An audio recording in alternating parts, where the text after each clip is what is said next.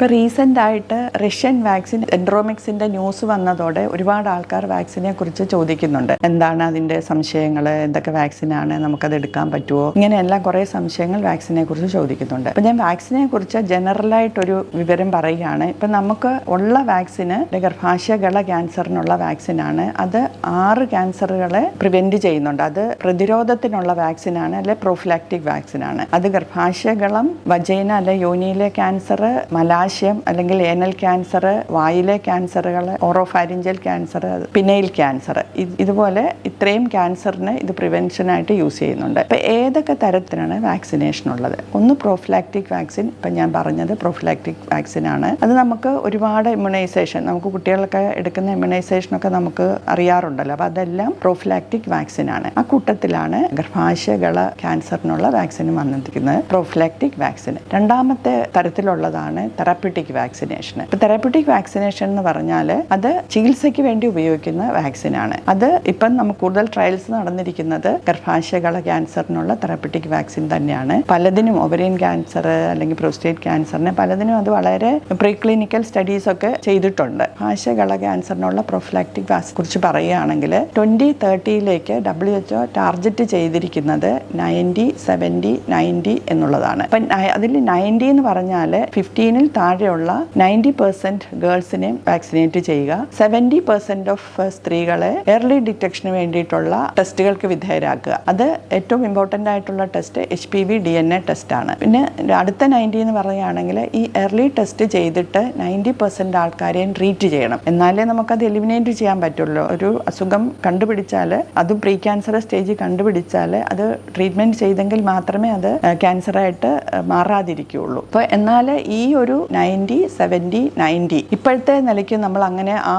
നമ്മൾ ഏറ്റെടുക്കുകയാണെങ്കിൽ തന്നെ 100 വർഷം എടുക്കും നമുക്ക് ഇത് എലിമിനേറ്റ് ചെയ്യാൻ. എലിമിനേറ്റ് ചെയ്യുക എന്ന് പറഞ്ഞാൽ 4/100,000 ആക്കണം. അത് 100 വർഷം എടുക്കും എന്നുള്ളതാണ് ഇപ്പോഴത്തെ കാൽക്കുലേഷൻ. അപ്പോൾ അതിനിടയ്ക്ക് തന്നെ നമ്മൾ നോക്കുകയാണെങ്കിൽ ലക്ഷക്കണക്കിന് സ്ത്രീകളാണ് ഈ ഹ്യൂമൻ പാപ്പിലോമ വൈറസ് ബാധയുള്ളവർ. അതേപോലെ തന്നെ അതിൻ്റെ പ്രീ ക്യാൻസർ സ്റ്റേജിലുള്ളവരും അതേപോലെ തന്നെ ഒരുപാട് ആൾക്കാരാണ് അസുഖമുള്ളവരും. അപ്പോൾ അങ്ങനെ ഉള്ള സ്ത്രീകളെ കൂടെ നമുക്ക് ചികിത്സിച്ചെങ്കിൽ മാത്രമേ ഇതിനെ എലിമിനേറ്റ് ചെയ്യാനുള്ള ഒരു അവസ്ഥയിലേക്ക് നമ്മൾ എത്തുകയുള്ളൂ. അപ്പോൾ അവർക്കൊരാശ്വാസമായിട്ടാണ് ഈ തെറാപ്യൂട്ടിക് വാക്സിനേഷൻ ഡെവലപ്പ് ചെയ്തുകൊണ്ടിരിക്കുന്നത്. അപ്പോൾ അതിന് phase 1, phase 3 ട്രയൽസ് ഒന്നേ ഉള്ളൂ. പക്ഷേ അത് ക്ലിനിക്കലിലേക്ക് യൂസ് വന്നിട്ടില്ല. phase 1ഉം phase 2ഉം തെറാപ്യൂട്ടിക് വാക്സിനേഷൻ്റെ കഴിഞ്ഞിട്ടുണ്ട്. phase 1 എന്ന് പറയുവാണെങ്കിൽ അതിൻ്റെ സൈഡ് ഇഫക്റ്റ്, അത് സേഫ് ആണോ, ഒരാൾക്ക് കൊടുത്താൽ സേഫ് ആണോ എന്ന് അറിയാനുള്ളതാണ് phase 1 ട്രയൽസ്. phase 2വിലൊക്കെ ആണ് നമുക്ക് അതിൻ്റെ അഡ്വാൻസ് ഡിസീസിൽ യൂസ് ചെയ്യുന്നത്, അതിൻ്റെ എഫിക്കസി അറിയാനുള്ളതാണ്. അത് phase 3 എന്ന് പറഞ്ഞാൽ അത് മറ്റേ നോർമലായിട്ടുള്ള നമ്മുടെ ചികിത്സയുമായിട്ട് കമ്പയർ ചെയ്ത് ഇതാണോ നമുക്ക് കൂടുതൽ നല്ലതെന്ന് അറിയാൻ വേണ്ടിയിട്ടുള്ളതാണ് phase 3. അപ്പോൾ phase 3യും കൂടെ സാധാരണ കഴിഞ്ഞെങ്കിൽ മാത്രമേ നമുക്കത് ക്ലിനിക്കൽ യൂസിന് കിട്ടുകയുള്ളൂ. അപ്പോൾ ഇതെല്ലാം കഴിഞ്ഞുള്ളതാണ് ഇപ്പം നമുക്ക് പ്രോഫിലാക്റ്റിക് വാക്സിൻസ് വന്നിരിക്കുന്നതെല്ലാം. ഈ ട്രയൽസ് എല്ലാം കഴിഞ്ഞിട്ടുള്ളതാണ്.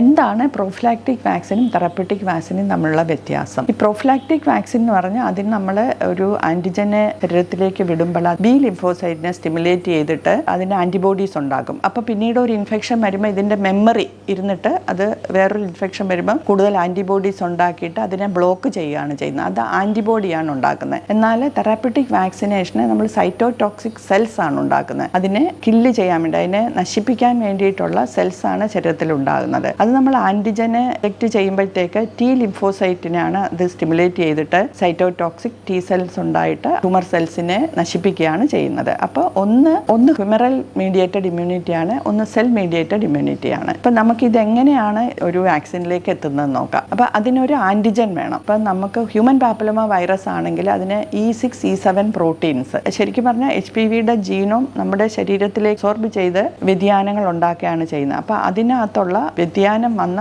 E7, E6 പ്രോട്ടീൻസ് ആണ് ആൻറ്റിജനായിട്ട് യൂസ് ചെയ്യുന്നത്. അപ്പം നമ്മൾ ഇതെങ്ങനെ ശരീരത്തിലേക്ക് കണക്ട് വിടും? ആൻറ്റിജൻ കൂടാതെ ആൻറ്റിജൻ പ്രസൻറ്റിംഗ് പ്ലാറ്റ്ഫോം വേണം. അപ്പോൾ എന്തൊക്കെയാണ് ഈ ആൻറ്റിജൻ പ്രസൻറ്റിംഗ് പ്ലാറ്റ്ഫോംസ്? ഒന്ന് മോളിക്കുലാർ, അതിനകത്താണ് RNA, DNA, പ്രോട്ടീൻ, പെപ്റ്റൈഡ് എല്ലാം വരുന്നത് അതിനകത്താണ്, മോളിക്കുലാറിനകത്ത്. പിന്നെ നമുക്ക് മൈക്രോബിയൽ വെക്ടേഴ്സ്, അതിനകത്ത് വൈറൽ വെക്ടേഴ്സ് ഉണ്ട്, ബാക്ടീരിയൽ വെക്ടേഴ്സ് ഉണ്ട്, മറ്റ് വെക്ടേഴ്സും അതിനകത്ത് യൂസ് ചെയ്യാൻ പറ്റുന്നതാണ്. വൈറൽ വെക്ടേഴ്സൊക്കെ യൂസ് ചെയ്യുന്ന പറഞ്ഞാൽ അത് നിർജ്ജീവമായിട്ടുള്ള വൈറസ് ആണ് അതിൽ മെയിനായിട്ട് യൂസ് ചെയ്യുന്നത്. അല്ലെങ്കിൽ നമുക്ക് ഇൻഫെക്ഷൻ വരാനുള്ള സാധ്യത കൂടുതലാണ്. അഡ്ജുവൻസ് യൂസ് ചെയ്യും. നമ്മുടെ ഇമ്മ്യൂണോജെനിസിറ്റി ശരീരത്തേക്ക് കടത്തി ഇടുമ്പം ഇമ്മ്യൂൺ സെൽസിനെ സ്റ്റിമുലേറ്റ് ചെയ്യാണല്ലോ. അപ്പോൾ വളരെയധികം സെൽസ് നശീകരിക്കാനുള്ള സെൽസ്, ആൻറ്റിബോഡിയോ സൈറ്റോടോക്സിക് സെൽസോ ഉണ്ടാവും. ഇതിനെ എത്രയും മാത്രം കൂട്ടാൻ പറ്റുമോ അത്രയും കൂട്ടുന്നതിന് വേണ്ടിയിട്ടാണ് അഡ്ജുവൻസ് യൂസ് ചെയ്യുന്നത്. അത് ചിലപ്പം ജനറ്റിക്കലി എഞ്ചിനീയർഡ് ആയിട്ടുള്ള മെറ്റീരിയൽസും ഒക്കെ തന്നെ യൂസ് ചെയ്യാറുണ്ട് കൂടുതൽ സ്റ്റിമുലേഷന് വേണ്ടിയിട്ട്. അപ്പോൾ ഇതിൻ്റെ ഈ സർവൈക്കൽ ക്യാൻസറിൻ്റെ ഒരു സക്സസ് റേറ്റ് എത്രയാണെന്ന് ചോദിച്ചാൽ, തെറപ്യൂട്ടിക് വാക്സിൻ്റെ സക്സസ് റേറ്റ് എത്രയാണെന്ന് ചോദിച്ചാൽ അതിനെ രണ്ടായിട്ടാണ് അതിനെ തരംതിരിച്ചിരിക്കുന്നത്. ശരിക്കും ആദ്യം പറഞ്ഞാൽ അഡ്വാൻസ് ഡിസീസിനൊക്കെ ട്രൈ ചെയ്തിട്ടുണ്ട്. പക്ഷേ അതൊക്കെ ഒരു 1/4 അല്ലെങ്കിൽ 1/3 ആണ് റെസ്പോൺസ് കിട്ടിയിട്ടുള്ളത്. പക്ഷേ ഈ HPV ക്ലിയറൻസ്, ഗർഭാശയ ഗളത്തിൽ നിന്ന് HPV ക്ലിയറൻസ്, ഈ വൈറസിനെ മാറ്റാൻ വേണ്ടിയിട്ടുള്ളത് നോക്കുകയാണെങ്കിൽ അതിനൊരു 60 to 70% സക്സസ് റേറ്റ് കിട്ടിയിട്ടുണ്ട് phase 2 ട്രയൽസിൽ നിന്ന്. പിന്നെ ഉള്ളത് പ്രീ ക്യാൻസറസ് ലീഷൻസിനെ റിവേർട്ട് ചെയ്യുകയാണ്, നോർമൽ ആക്കുകയാണ്. അതിനൊരു 40% 40 to 50% സക്സസ് റേറ്റ് ഉണ്ട്. പക്ഷേ നമ്മളിപ്പം പ്രീ ക്യാൻസറസ് ലീഷൻസ് ചെയ്യുന്നത് ഒന്നുകിൽ നമ്മൾ ആ ഭാഗം മാറ്റിക്കളയും, അല്ലെങ്കിൽ ലേസർ കൊണ്ട് അബ്ലേറ്റ് ചെയ്യുക, തെർമൽ അബ്ലേഷൻ ചെയ്യുക, ക്രയോ അബ്ലേഷൻ ചെയ്യുക, അല്ലെങ്കിൽ ആ പാർട്ട് കട്ട് ചെയ്ത് മാറ്റുക. ഇതൊക്കെയാണ് ഇപ്പോഴത്തെ ട്രീറ്റ്മെൻറ്റ്. അപ്പോൾ അതുമായിട്ട് കമ്പയർ ചെയ്യുമ്പം ഒരു 60 to 70% റിസൾട്ട് കിട്ടിയിട്ടുണ്ട്. പക്ഷേ ഇതിൻ്റെ സർജറിയുടെ ഒക്കെ ഡിസഡ്വാൻറ്റേജ് എന്താണെന്ന് ചോദിച്ചാൽ നമ്മൾ ഫുള്ളായിട്ട് എടുത്ത് മാറ്റിയില്ലത് രണ്ടാമത് വരാനുള്ള സാധ്യതയുണ്ട്. അപ്പോൾ അത് സാധ്യതയോടെ കുറയ്ക്കാൻ വേണ്ടിയിട്ടാണ് വാക്സിൻ ട്രൈ ചെയ്യുന്നത്. ഇനി നമുക്ക് എൻഡ്രോമിക്സ് വാക്സിനിലേക്ക് വരാം. അതിൻ്റെ ഒരു പൊസിഷൻ എന്താണെന്ന് നോക്കാം. അപ്പോൾ എൻഡ്രോമിക്സ് വാക്സിൻ എന്ന് പറയുന്നത് കൊളോറെക്ടൽ ക്യാൻസറിന് വേണ്ടിയിട്ട് തെറാപ്യൂട്ടിക് വാക്സിനേഷനാണ് ഡെവലപ്പ് ചെയ്തിരിക്കുന്നത്. അത് ഈ ട്യൂമറിൻ്റെ ജനിതക വ്യതിയാനങ്ങൾ സവിശേഷമായിട്ടുള്ള ട്യൂമർ ആൻറ്റിജൻസ് അല്ലെ ട്യൂമർ പ്രോട്ടീൻസ് ആണ് അത് യൂസ് ചെയ്തിരിക്കുന്നതാണ് റിപ്പോർട്ടുകൾ സൂചിപ്പിക്കുന്നത്. എന്നാൽ അത് phase 1 ട്രയൽസേ നടന്നിട്ടുള്ളൂ എന്ന് തോന്നുന്നു. phase 1 ട്രയൽസിൽ നമുക്ക് ഹെൽത്തി വോളണ്ടിയേഴ്സും ആകാം, അസുഖമുള്ള ആൾക്കാരുമാകാം. അപ്പോൾ അതിൽ അവർ കണ്ടിരിക്കുന്നത് ഇത് 100% സക്സസ് എന്നാണ്. ഈ 100% സക്സസ് എന്ന് പറഞ്ഞാൽ എനിക്ക് തോന്നുന്ന ഇമ്മ്യൂണോജെനിസിറ്റിയാണ്, സെൽ കിൽ ഉണ്ടാക്കാനുള്ള ഒരു ഇമ്മ്യൂണോളജിക് റിയാക്ഷൻ ആണ് ഈ 100% എന്ന് പറയുന്നത്. അല്ലാതെ ട്യൂമർ മാറ്റാനുള്ള സ്റ്റഡിയിലേക്ക് എത്തിയിട്ടില്ലെന്നാണ് ഈ നമുക്ക് പഠനങ്ങളിൽ നിന്ന് കാണുന്നത്. അപ്പോൾ അടുത്ത സ്റ്റഡീസിൽ ഈ phase 2 സ്റ്റഡീസിലൊക്കെ വരുമ്പോൾ ഈ 100% സക്സസ് എന്ന് പറഞ്ഞാൽ ഇമ്മ്യൂണോജെനിസിറ്റി 100% ആണ്. ട്യൂമർ മാറ്റാനായിട്ട് 100% ട്രീറ്റ്മെൻറ്റ് സക്സസ് ആണെന്ന് തോന്നുന്നില്ല. അതിനെയും കൂടുതൽ റിപ്പോർട്ടുകളും കൂടുതൽ ഇതിനെപ്പറ്റിയുള്ള വസ്തുതകൾ വെളിയിൽ വന്നെങ്കിലേ അതൊക്കെ അറിയാൻ പറ്റുള്ളൂ. phase 2ഉം phase 3 ട്രയൽസ് പെൻഡിങ് ആണ്. ആ ട്രയൽസിലെല്ലാം നമുക്ക് രോഗികളെ ഉൾപ്പെടുത്താൻ പറ്റുന്നതാണ് ഇത്രയും ഇമ്മ്യൂണോജനിക് റേറ്റ് 100% കിട്ടിയതുകൊണ്ട്. അപ്പോൾ ഈ തെറാപ്യൂട്ടിക് വാക്സിനേഷന് നമ്മൾ ട്രീറ്റ്മെൻറ്റിന് മാത്രം, അത് വാക്സിനേഷൻ മാത്രമായിട്ട് ആണോ യൂസ് ചെയ്യുന്നത്, അതിൻ്റെ വേറെ എന്തെങ്കിലും കൂടെ പറ്റുമോ എന്ന് നോക്കാം. ആദ്യമായിട്ട് നമുക്കിത് കീമോതെറപ്പിയുടെ കൂടെ യൂസ് ചെയ്യാൻ പറ്റും. കീമോതെറപ്പി വിത്ത് വാക്സിൻ യൂസ് ചെയ്യാൻ പറ്റും.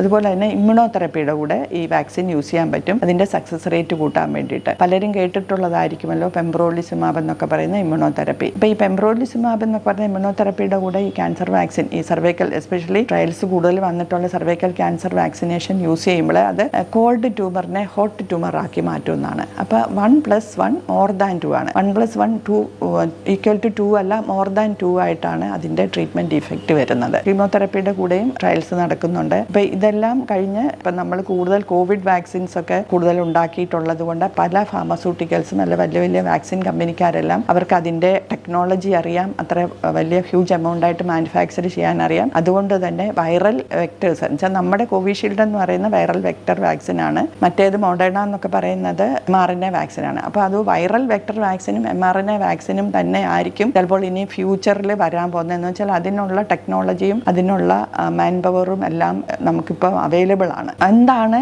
വാക്സിനും ഇമ്മ്യൂണോതെറപ്പിയും തമ്മിലുള്ള വ്യത്യാസം? ഈ വാക്സിൻ എന്ന് പറഞ്ഞാൽ നമ്മൾ നമ്മുടെ ഒരു ആൻറ്റിജൻ കടത്തി വിട്ടിട്ട് നമ്മുടെ സ്റ്റിമുലേഷൻ നടത്തുകയാണ്. അത് മെമ്മറി വേണം, മെമ്മറി വെച്ചിട്ടാണ് പിന്നീടുള്ള ഇൻഫെക്ഷൻ വരുമ്പോൾ അത് ആൻറ്റിബോഡീസോ അല്ലെ സൈറ്റോടോക്സിക് ടീസ് എല്ലാം ഉണ്ടാക്കുന്നത്. പക്ഷേ അതിന് സൈഡ് ഇഫക്റ്റുകൾ കുറവായിരിക്കും. പക്ഷേ ഈ ഇമ്മ്യൂണോതെറപ്പി എന്ന് പറഞ്ഞാൽ ഓൾറെഡി നമ്മൾ സിന്തസൈസ്ഡ് ആയിട്ടുള്ള ഒന്നിനെ നമ്മൾ ഇഞ്ചെക്റ്റ് ചെയ്യുകയാണ്, അതിനെ കൂടുതൽ സ്റ്റിമുലേറ്റ് ചെയ്യാൻ വേണ്ടിയിട്ട്. അപ്പോൾ അതിന് നമ്മൾക്ക് സൈഡ് ഇഫക്റ്റ് കൂടുതലായിരിക്കും. അത് നോർമൽ സെൽസിനെയും അഫക്റ്റ് ചെയ്യാനുള്ള സാധ്യത കൂടുതലാണ്.